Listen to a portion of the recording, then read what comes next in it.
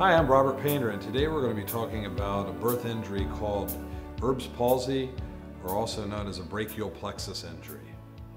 Now, the brachial plexus refers to a bundle of nerves that's found on both sides of our bodies, really in the armpit area. Now, during the birth process, those nerves can get injured, and those can have devastating effects because the brachial plexus takes care of the motor or the movement function in our arms, as well as the sensation we have in this whole area, and even into the chest to some extent. Now, brachial plexus injuries occur in about 1 to 2 of every 1,000 births in the United States. Now, in many of the cases, it's noticed right at birth, but sometimes it's up to the parents or loved ones to spot this. Now, one of the most telltale signs of a brachial plexus injury, or Erb's palsy, is what's called the waiter's tip deformity. And you can just think about a waiter's tip holding his hand like this, just looking for a tip. If you see that type of, the baby holding his or her hand in that fashion, then you'd have a good idea that there's a brachial plexus injury or Erb's palsy.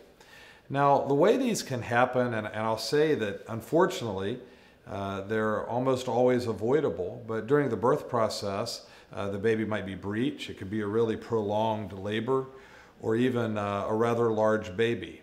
And during the birth process, the doctors and nurses are helping to bring the baby out, and sometimes the brachial plexus is stretched, or other times, in more severe cases, it's even torn.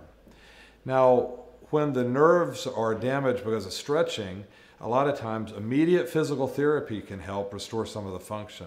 But in other cases where the nerve's torn or damaged in some other fashion, then actually surgery will need to take place. Now, physical therapy and surgery have the best options or the best chances of success if they're done really close to birth. So that means that if you see this type of problem, you need to get the baby into the doctor as soon as possible. And again, unfortunately, those type of therapies that the baby will need cost a lot of money. And these are avoidable injuries, so the people who cause those injuries need to be held accountable. If your baby was injured at birth and has a brachial plexus injury or Erb's palsy, then I encourage you to call a medical malpractice attorney as soon as possible. As I mentioned, it's very important that these types of injuries get evaluated and treated very quickly, but also in terms of the legal case, it's essential that you have an attorney who's familiar with handling these cases, because they're really fraught with a minefield of hurdles.